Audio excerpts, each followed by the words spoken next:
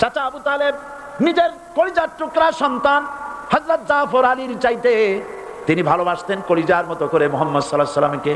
বলছে, বাবা এমন কথা কেন বলো যাতে লোকেরা খেপে যায়, এই কথাগুলি বলো না, ওরা আমার কাছে এই সব প্রস্তাব দিয়ে গিয়েছে।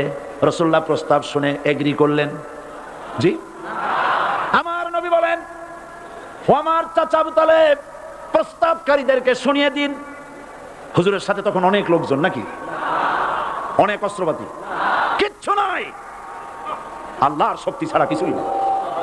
আমার নবী বলেন, ও আমার চাচা আবু তালেব প্রস্তাবকারীদেরকে শুনিয়ে দেন, যেটা দেওয়া সম্ভব সেটা তো দূরের কথা, যেটা দেওয়া সম্ভব নয় তাও যদি তারা দিতে পারে আমার এই, যেমন আকাশের সূর্যটা ধরে এনে ওরা যদি আমার ডান হাতে তুলে দেয়, আকাশের পূর্ণিমার চাঁদটা ধরে যদি বাম হাতে আমার তুলে দেয়, এর বিনিময়ে এক মুহূর্তের জন্য তাওহীদের দাওয়াত আমি বন্ধ করে দেব না। সুবহানাল্লাহ।